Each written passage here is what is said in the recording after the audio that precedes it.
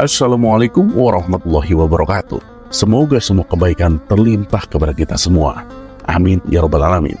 Pada suatu siang, Abu Nawas melihat seorang pengemis masuk ke kebunnya dan mencuri buah. "Woi, kamu pikir apa yang kamu lakukan itu?" tanya Abu Nawas. "Nggak apa-apa tuan, aku ini kan hamba yang dicintai Allah.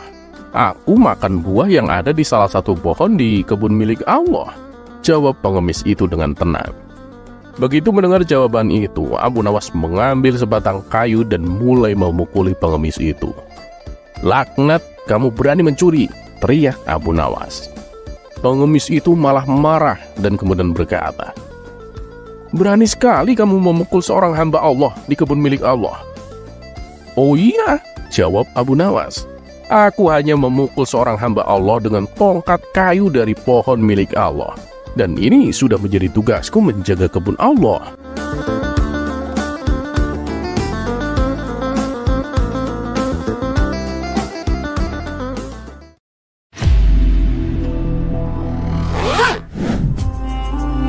Kisah selanjutnya.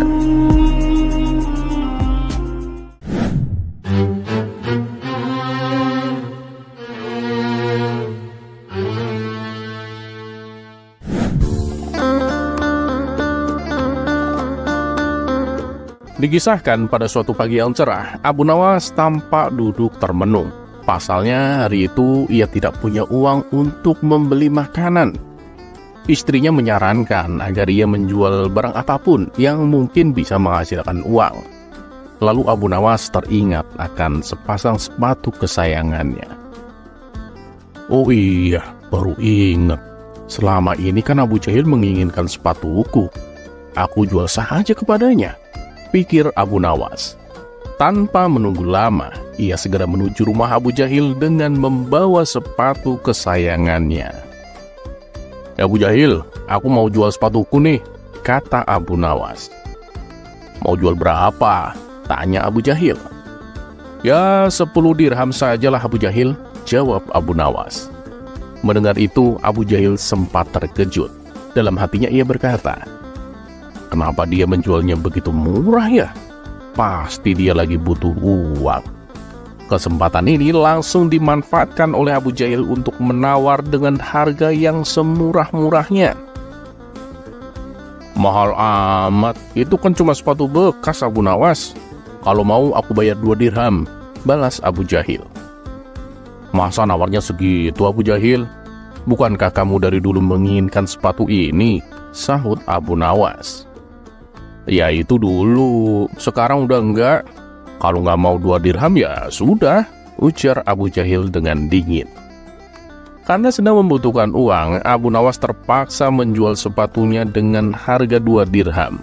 Uang tersebut rencananya akan ia gunakan untuk membeli 2 potong roti. Maka pergilah Abu Nawas ke pasar. Namun di tengah perjalanan, ia mendapati 2 orang yang sedang bertengkar dengan memegang golok masing-masing, siap untuk saling bunuh. Melihat hal itu tentu Abu Nawas segera melerai mereka. "Hei, sudah, berhenti kalian. Apa yang kalian ributkan?" tanya Abu Nawas. Salah satu dari mereka menjawab bahwa mereka bertengkar karena memperebutkan uang 2 dirham. Tak ingin terjadi pertumpahan darah, Abu Nawas memberikan uang hasil penjualan sepatunya kepada salah satu dari mereka. Dengan demikian, keduanya pun tidak jadi bertengkar. Padahal uang tersebut rencananya akan ia gunakan untuk membeli roti. Akhirnya Abu Nawas pun pulang ke rumah tanpa membawa makanan dan duit pun tak ada. Bahkan berjalan tanpa sepatu kesayangannya. Setibanya di rumah, ia menceritakan kepada istrinya tentang apa yang baru saja terjadi. "Makanya suamiku, kamu jangan terlalu baik sama orang lain. Lihat dulu keadaanmu sendiri," kata istrinya kecewa. "Tenang istriku, aku masih punya mantel untuk dijual," balas Abu Nawas mencoba menghiburnya. "Lah, sepatu yang masih bagus aja hanya laku 2 dirham. Apalagi mantel yang udah kusam begitu," ujar sang istri. Untuk menghindari pertengkaran, Abu Nawas memilih diam dan segera kembali ke pasar dengan membawa mantel kusamnya. Dalam perjalanannya menuju pasar, ia bertemu dengan seorang lelaki penjual ikan. Lelaki itu bertanya, "Wahai tuan, maukah kamu tukar mantelmu dengan ikan-ikan yang aku bawa ini? Tiap malam aku kedinginan. Aku tak punya sesuatu untuk menghangatkan tubuhku." Awalnya Abu Nawas agak keberatan karena ikan yang dibawa lelaki itu sudah terlihat agak membusuk. Namun melihat penampilannya yang menyedihkan, Abu Nawas pun merasa iba. "Apa ikan ini masih bisa dimakan?" tanya Abu Nawas. "Kalau untuk hari ini masih bisa, tuan," jawab lelaki itu. Maka keduanya pun saling bertukar barang. Abu Nawas mendapatkan ikan dan langsung membawanya pulang. "Istriku, bersihkanlah ikan ini lalu masaklah. Lapar ini sudah tak kuat lagi aku tahan," kata Abu Nawas kepada istrinya. Sang istri pun segera membersihkan ikan yang dibawa oleh Abu Nawas. Ketika mengeluarkan isi kotoran ikan, sang istri mendapati sebuah batu permata yang ada di dalam perut ikan. Hal ini membuatnya terkejut.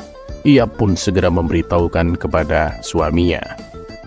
"Suamiku, aku dapat batu permata dari dalam perut ikan," teriaknya kegirangan. "Apa kamu tahu ini harganya berapa?" tanyanya melanjutkan. "Wah, indah sekali permata ini. Kalau soal harga sih, aku kurang paham. Tapi aku kenal dengan orang yang bisa menaksir harganya," jawab Abu Nawas. Abu Nawas pun mengambil permata dari tangan istrinya dan bergegas pergi menemui sahabat karibnya, yaitu pemilik toko permata. Setibanya di sana, Abu Nawas langsung menemui sahabatnya. "Kawan, kira-kira berapa harga permata ini?" tanya Abu Nawas sambil menyerahkannya. Si pemilik toko mengamati permata tersebut dengan sangat teliti.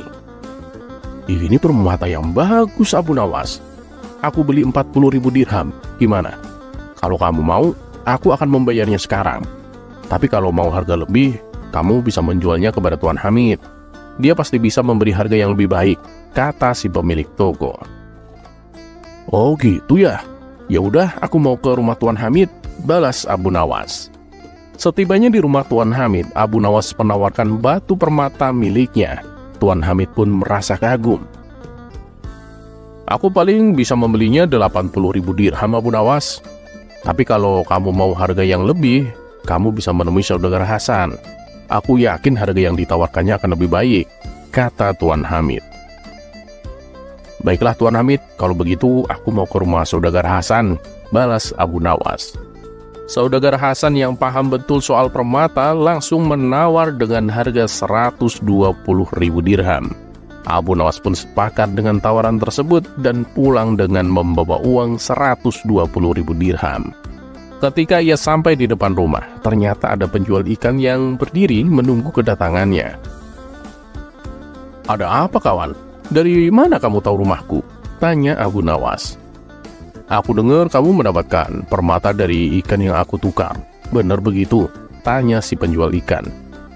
"Iya benar, ayo masuklah dulu," ajak Abu Nawas. Setelah dipersilakan duduk, lelaki penjual ikan itu mengutarakan maksud kedatangannya. "Begini, aku ingin hasil penjualan permata itu dibagi menjadi 2, pintanya. Abu Nawas pun tak keberatan. Ia segera memberikan separuh hasil penjualannya. Ketika sudah mendapatkan apa yang diinginkan, lelaki itu pamit untuk pulang. Namun, begitu sampai di depan pintu rumah, ia malah kembali menemui Abu Nawas. "Tuan, aku nggak jadi mengambilnya. Semua uang itu sudah menjadi hakmu," kata si lelaki dan segera pergi berlalu. Beberapa hari kemudian, lelaki penjual ikan tersebut tampak duduk di istana bersama Baginda Raja. Kali ini penampilannya terlihat gagah dan berwibawa. Rupanya dia adalah raja negeri seberang yang ingin menguji kesabaran dan kejujuran Abu Nawas. Dia juga merupakan salah satu sahabat karib Baginda Raja. "Bagaimana menurutmu?" tanya Baginda Raja kepada sahabatnya itu. "Benar, persis seperti apa yang kamu katakan. Meskipun dia konyol dan usil, tapi soal kesabaran dan kejujuran nggak perlu diragukan," jawab sahabatnya. "Nah iya, sebelumnya kan sudah aku katakan kalau Abu Nawas itu tak seburuk yang kamu kira. Ya meskipun terkadang dia bersikap kurang ajar terhadapku, tapi dia punya hati yang sangat mulia. Makanya aku sangat menyukainya," tutur Baginda Raja. Kamu sangat beruntung punya rakyat seperti dia. Udah jujur, sabar, dan berani, balas sahabatnya. Sementara itu, di tempat lain, Abu Jahil yang awalnya ingin mengejek Abu Nawas karena kemiskinannya, ia akan mengatakan kepada orang-orang bahwa Abu Nawas sampai menjual sepatunya hanya demi bisa membeli makanan. Namun, begitu mengetahui Abu Nawas mendapatkan rezeki nomplok, Abu Jahil menjadi meradang, iri dan kecewa ke tetangganya itu. Bahkan ia sampai sakit selama seminggu karena menumpuknya rasa dengki dalam hatinya.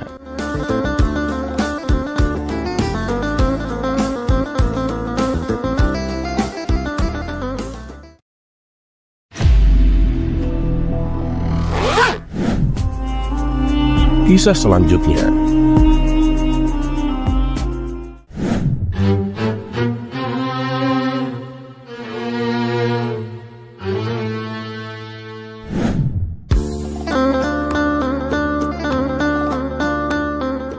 Ternyata kecerdikan Abu Nawas telah menular kepada semua kawan-kawannya.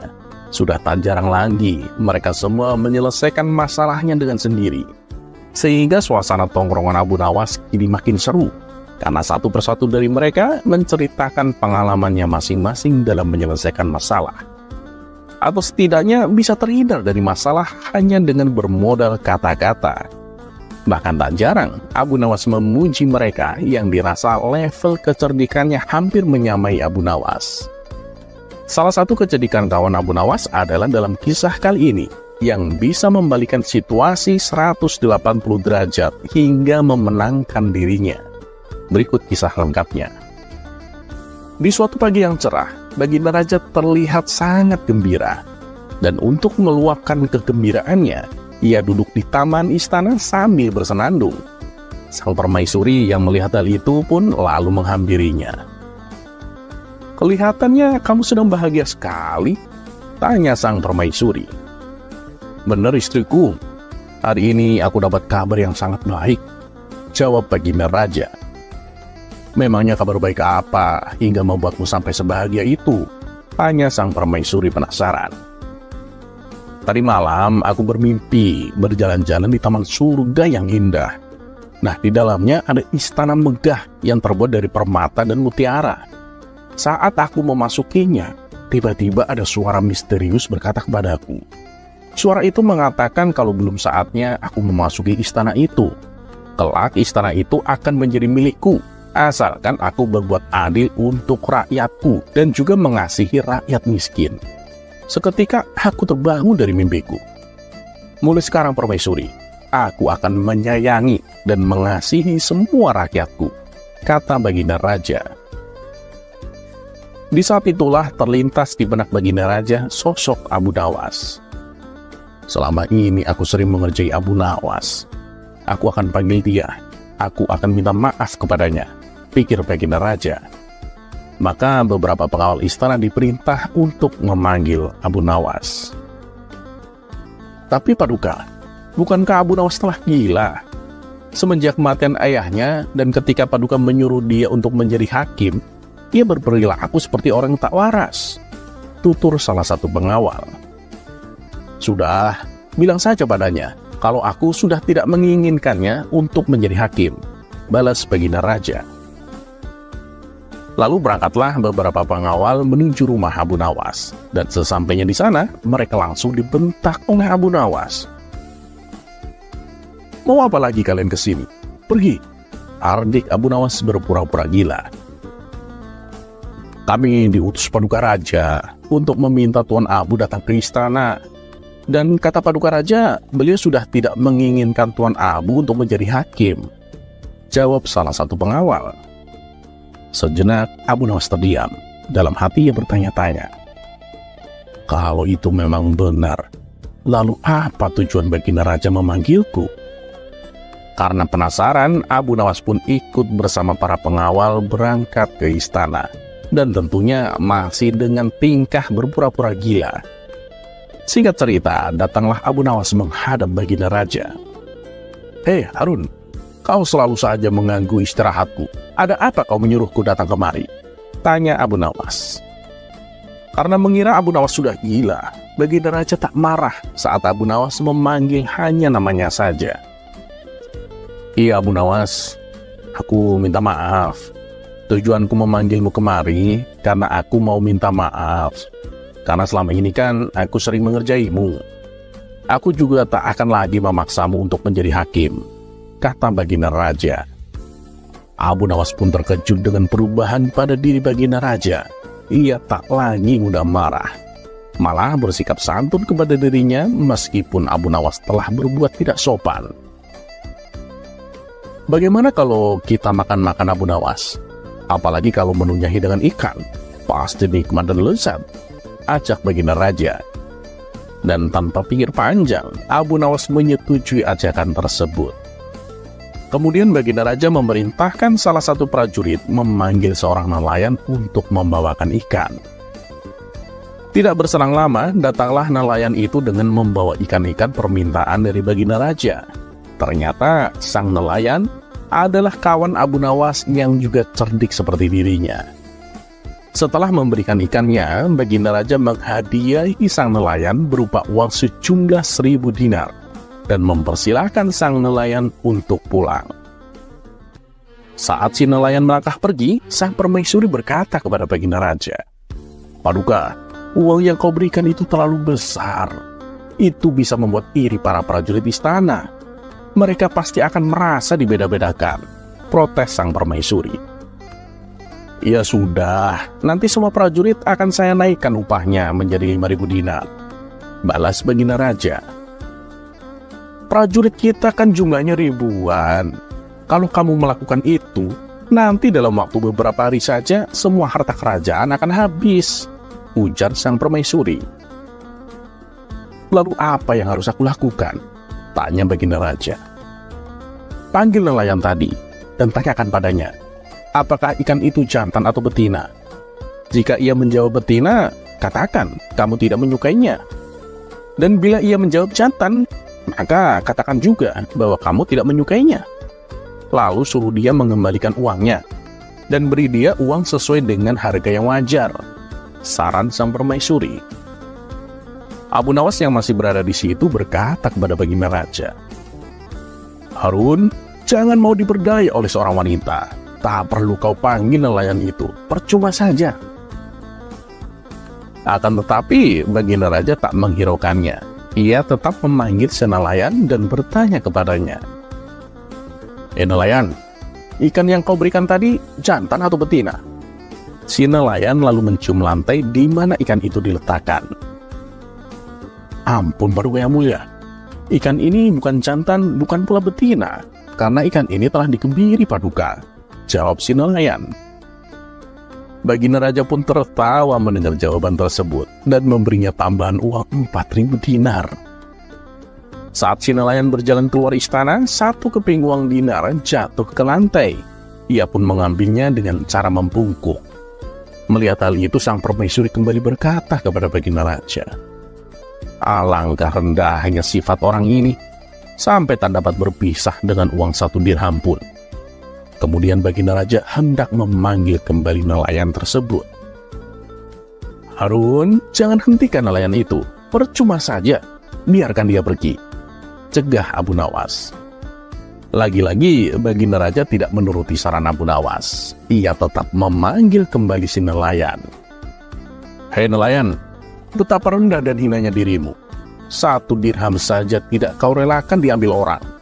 Padahal kan kau sudah punya uang yang cukup banyak dariku," kata Baginda Raja kepada si nelayan. "Maaf Paduka yang mulia, saya bukanlah orang yang hina. Uang hanya 1 dirham, siapa juga yang mau mengambilnya? Saya hanya menghargai dan mengagungkan kepingan uang 1 dirham. Karena di kepingan uang tersebut terukir gambar Paduka yang mulia. Jika uang itu aku tinggalkan di tanah, pasti akan terinjak-injak oleh orang yang lewat. Dan itu berarti tidak menghormati Paduka yang mulia," tutur si nelayan menjelaskan. Mendengar jawaban si nelayan, Baginda Raja kembali menjadi sangat gembira dan memerintahkan bendahara istana untuk memberinya lagi tambahan uang sejumlah 4.000 dinar. Setelah nelayan tersebut meninggalkan istana, Abu Nawas kembali berkata, Harun, bukankah sudah aku katakan untuk jangan menghentikannya? Meskipun dia hanya seorang nelayan, tapi dia itu sangat cerdik, Harun. Baginda Raja kemudian menjawab, ternyata aku lebih gila darimu, Abu Nawas. Padahal kau telah menasehatiku, tapi aku tidak mau mendengarkannya. Malah menuruti wanita yang justru membuatku kehilangan banyak uang.